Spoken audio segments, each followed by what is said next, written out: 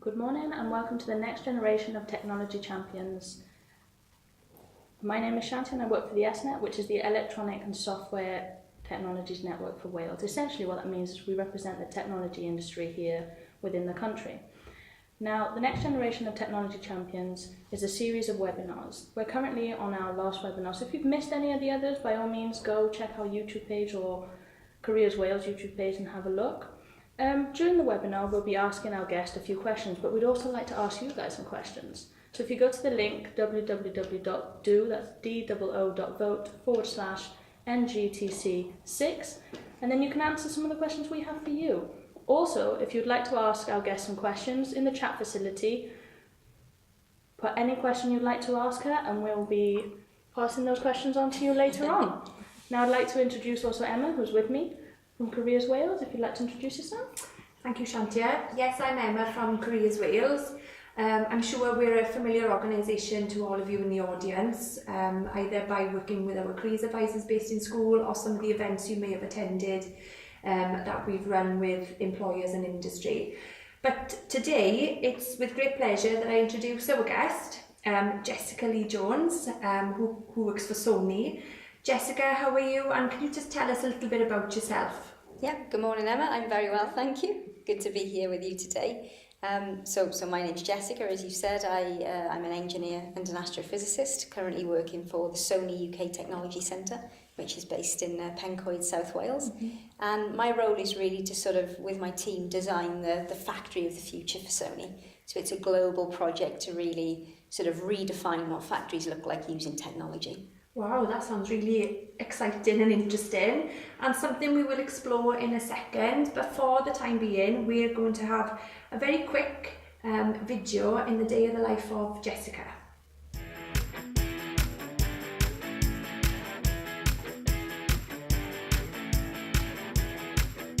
My name's Jessica Lee-Jones. I'm an engineer at Sony UK Technology Centre in Pencoed.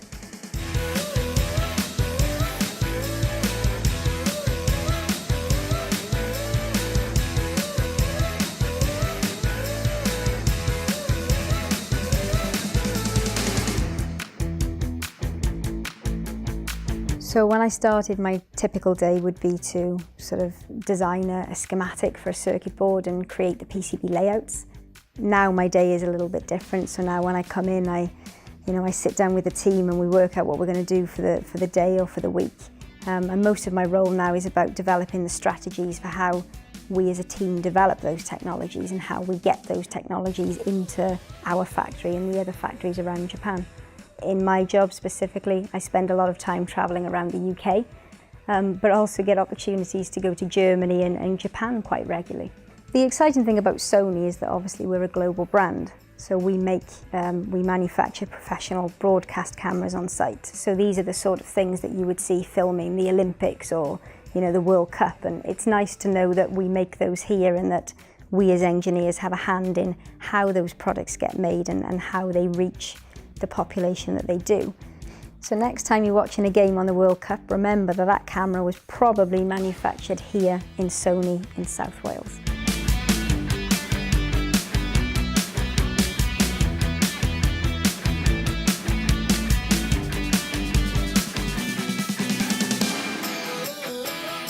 So if I could give you any advice, it would be just follow your dreams. I mean, the point where you want to get to is that when you get up in the morning, you're going out and you're doing the thing that you'd be doing if you didn't get paid for it, right? That's when you know that you love your job and when you're doing the right thing. And the exciting thing about engineering and technology is that it's so creative. You know, there are so many opportunities to try different things, and if they don't work, it doesn't matter. That's part of the process. You know, failure is part of the journey to becoming successful. So I have no doubt if you decide to study engineering and if you decide to pursue a technology career, you'll find a niche where you really, really enjoy it.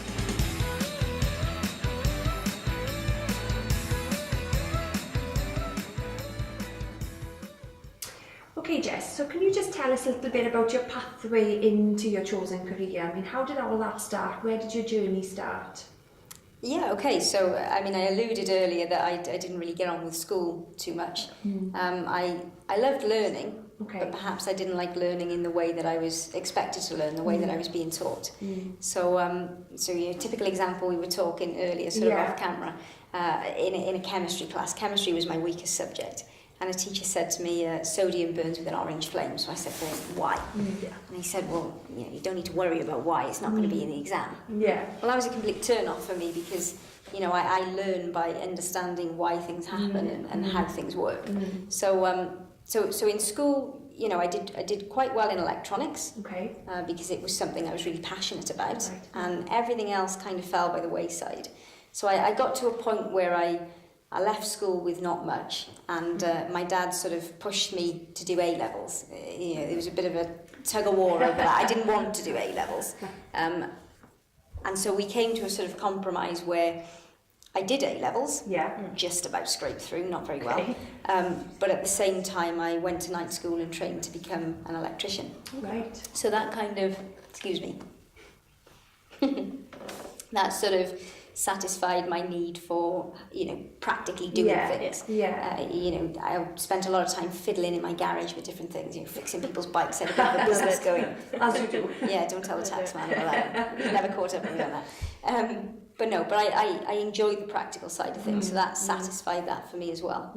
And then I was very, very lucky to be approached by an organisation called the Engineering Education Scheme Wales.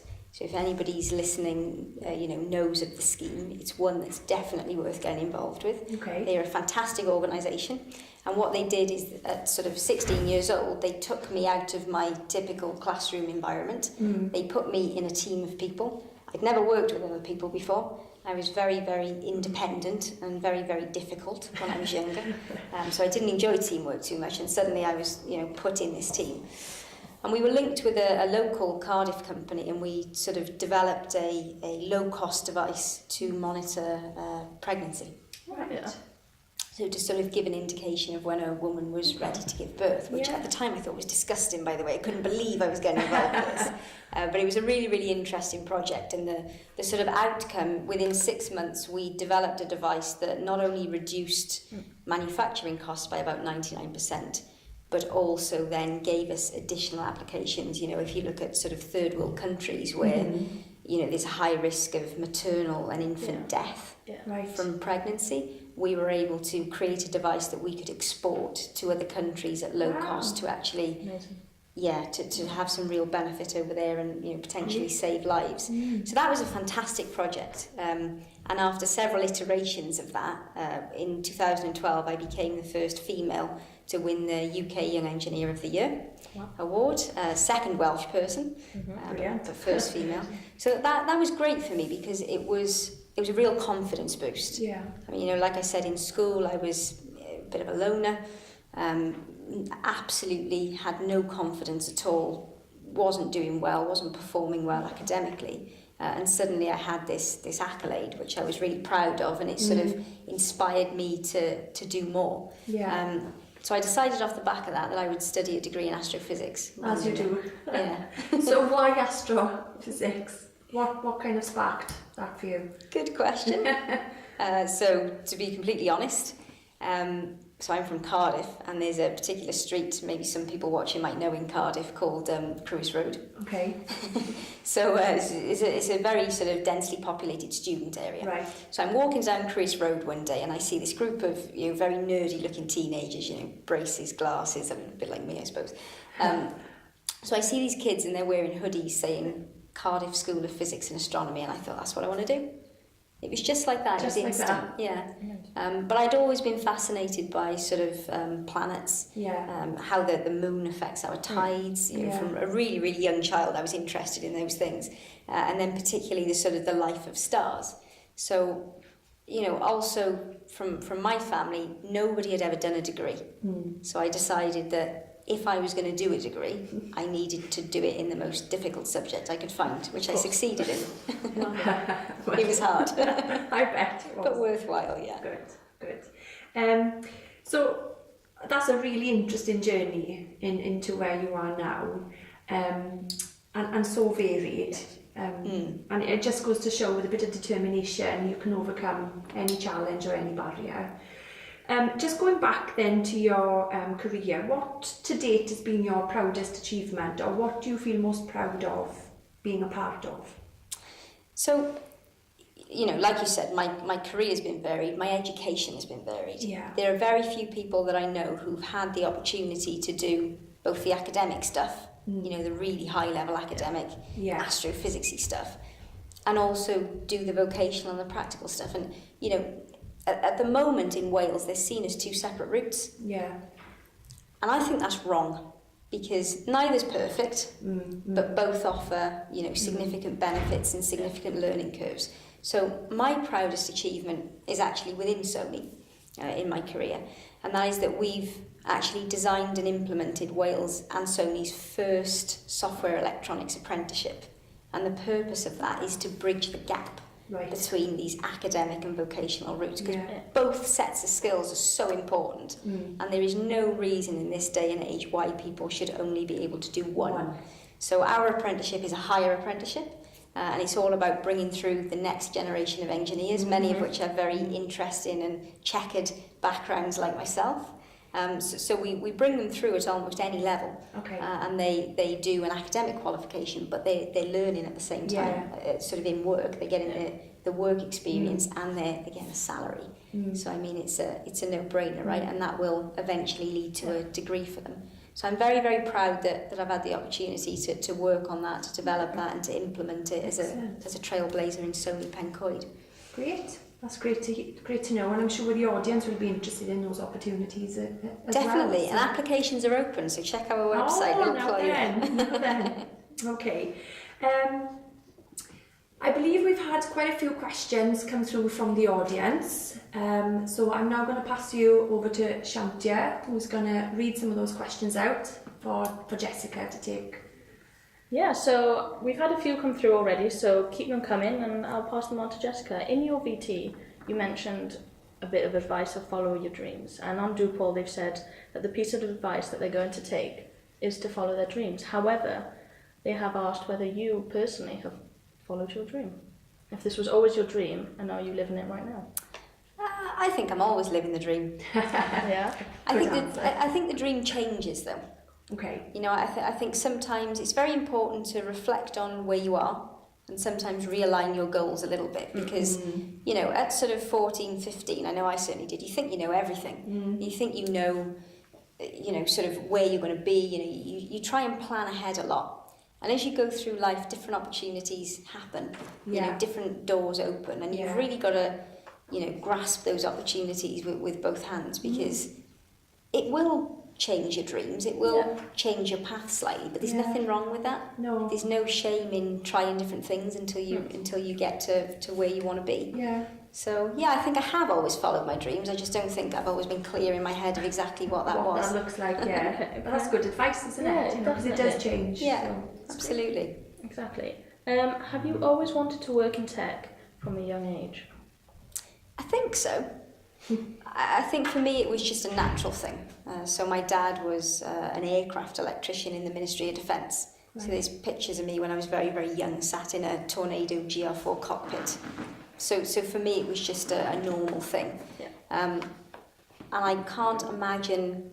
I have a lot of varied interests, and I think some of those interests have become more apparent in, you know, the more recent part of my career. So I've moved more now into management and into the sort of development of strategy and long-term planning, which is something that maybe I'd always been interested in, but the technology sort of suppressed that because it was such a big part of my life. But that's another really important lesson, I think, is that if you choose to study a STEM subject, you know, science, technology, engineering or maths, the transferable skill set that you develop is huge. So you don't have to then do science, technology, engineering or maths with one of those qualifications. You just apply it to whatever it is that you want Absolutely. to do. Okay. So we have another one here. So you're currently at Sony yourself. Did you know anyone there before you started or applied for the job? I didn't. And I imagine that can be quite daunting. Sony's an interesting place because it's based in sort of an area, and it is a very big employer. So a lot of the people who work in Sony have been there a very, very long time, and they all know each other. So when you join a company like Sony, it's almost like joining a family that you've never met before, and they're all very, very close-knit, and you're a little bit of an outsider. So it can be a little bit daunting, but, you know, like we said earlier, the key thing is you have to pursue your dreams. And there are going to be challenges, there are going to be barriers, and those barriers will come in all different, you know, shapes and sizes. And it's just about having the determination to break through. And, you know, now I like to think that I'm part of that family. So difficult in the beginning, but worthwhile. We may have a bit of a tricky question next, but it says here, was there any other job you wanted instead of Sony? Tricky one. So I didn't necessarily apply to Sony. Okay. And I think maybe this is important as well, because the way that we're taught in school, so, you know, you apply to do GCSEs, and then you apply to do your A-levels, and you pick your options, and then you apply to go to 5 different universities, and it's a very structured process. But I think that in employment now it's changing. You know, you can apply for graduate schemes and you know, set positions, or you can just make yourself known, have a conversation with people, and so for the relationship between Sony and me was much more natural. You know, I got to know a few of the people there through attending different events, and I got to know the company before we both decided that I would be a good fit. So I would encourage that as well. Try and learn about the companies that you're applying for before you just send off applications. It's a good tip, that is. Yeah, because you won't fit in each company. So exactly. You need to both fit within. Yeah. So another tricky question, I'm afraid. How much do you earn?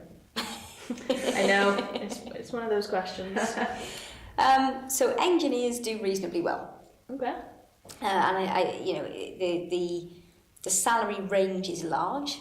I think there were some figures on one of the videos earlier, but, you know, graduate positions can sort of start in the early to mid-20s. Yeah.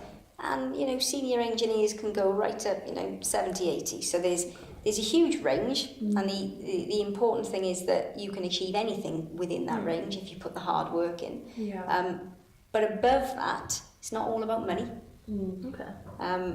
It's nice to be comfortable. Yes. It's nice to have nice things. Yes. And we all know that we go to work to take home a living. But remember, you're spending a huge amount of your life in work. Yeah. You've got to enjoy it. You've got to get up in the morning and want to go to work, and that can't be for the money. Yeah. I completely agree there. Yeah, definitely.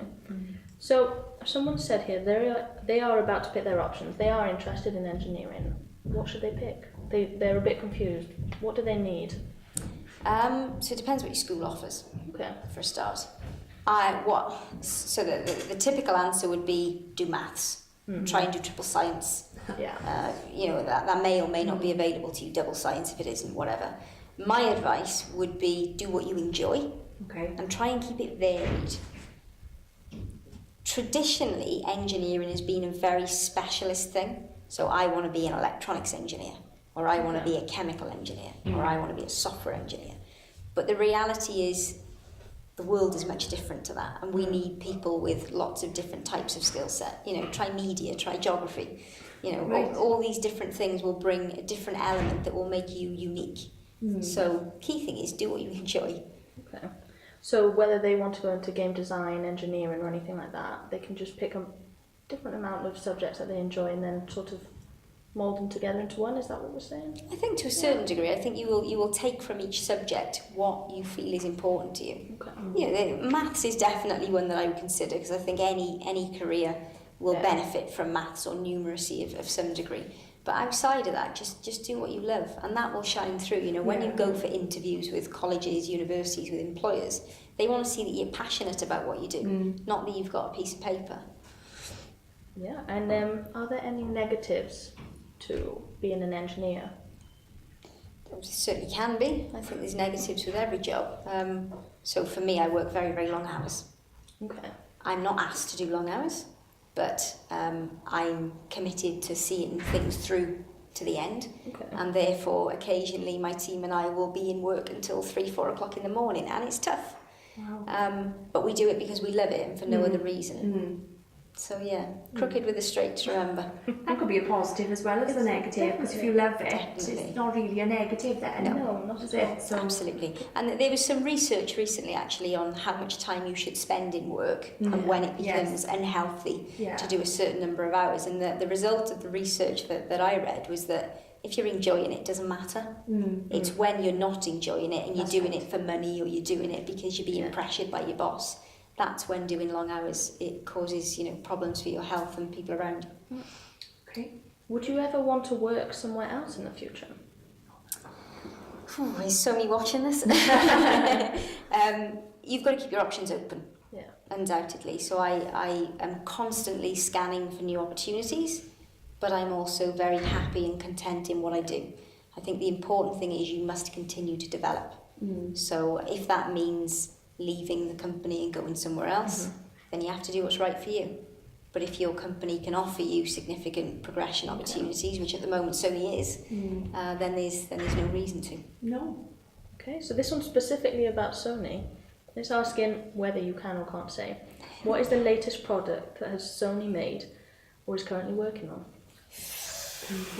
She Might can't be say. private, guys. Me.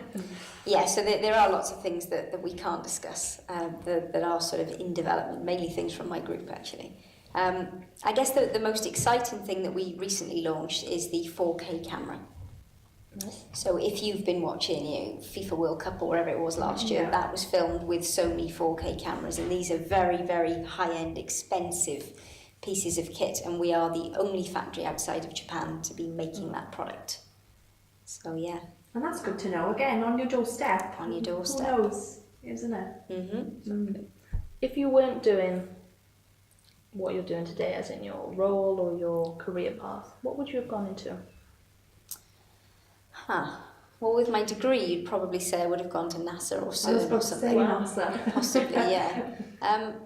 Which is great. I think for me personally, I've worked in academia and I enjoyed it very much, but I like the high pressure aspects. You know, I like the very, very short turnaround projects, you know, quick deadlines. And so Sony or a company similar to Sony really suits me because it gives me that pressure that I need to keep pushing forward.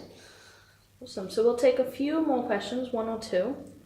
What's your favourite product of theirs? Interesting. So I'm torn, right? And I saw these when I went out to Japan a couple of months ago. I'm torn between the Aibo. Probably nobody will remember the Aibo, but it was a little robotic dog that was around when I was a kid. Yeah, you must remember, right? Surely. Yeah. So there's a new version of that. It's quite expensive actually for a kid's toy, but it's very, very cool. I'm not sure if it's available in the UK yet. It might be. Anyway, check that out, the Aibo. So a little robotic dog that goes about the place doing its business. Oh. And the other one, which is really, really cool. So it's similar to Alexa. So the Amazon Alexa. Except it's much, much cuter because it's a robot with a little face and everything. Oh, that's so weird. It is really, it's called the Xperia Hello, and I don't believe that's available in Europe yet, but check it out, it's really, really cool. Amazing. So you've mentioned that you go to Japan and whatnot, so is that part of a reason that you wanted to get into a job like this? Is that you had opportunity to travel? Is this just a bonus that you didn't know was available with your role? I'll be honest, I was dreading it. Okay. I was such a hermit. And actually, before Sony, I probably didn't leave Cardiff, being completely honest. I hated travelling. Now I really, really enjoy it because I think there's huge benefit from getting out, seeing different countries, seeing different cultures, trying different foods. Japanese food can be a little bit ropey on times, but you know, they say sort of Westerners eat with their eyes, and I think it's true. Sometimes they look at it go. But yeah, it is a massive added bonus. It wasn't something that I expected to do, but it's become a big part of my role, and I'm very, very grateful for that. Amazing. So, thank you for all your questions. We got a few from us again. You mentioned STEM before, so science, technology, engineering, and maths. Why do you believe it's important? I think it's the future of our country. I think it's the future of our world. You know, society needs to progress, and the way that we progress is by putting in the infrastructure, which these days a lot of that is technology. And so therefore we need, you know, a large proportion of people coming through with those skills. And it's not necessarily, you know, practical skills, it's the way that we think, the way that we approach problems and come up with solutions. So I think STEM is paramount to our society's progression, but it's also just it's part of everything we do. We just don't realise it. So you won't go far wrong with a qualification in STEM. No, that's very good advice.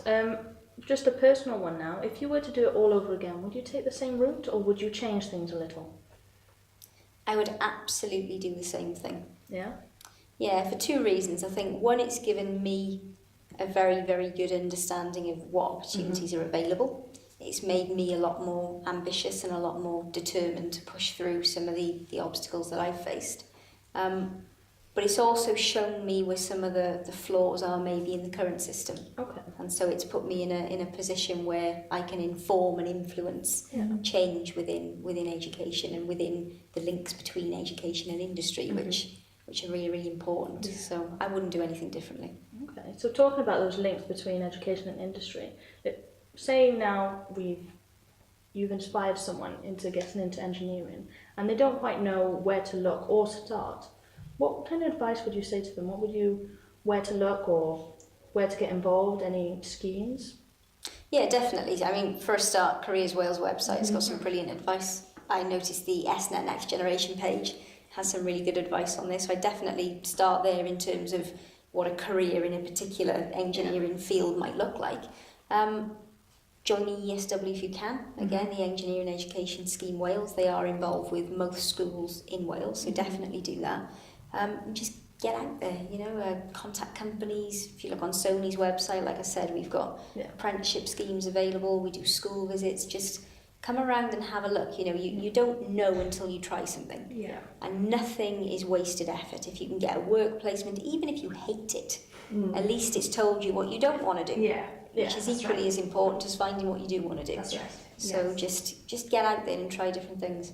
Okay, that's great. And what about yourself, Emma, from a Careers Wales perspective? Yeah, I would agree with Jessica. There's lots of really good information out there, Careers Wales website being one of those, and, you know, the suite of webinars that we've produced in, you know, talking to different people within the industry.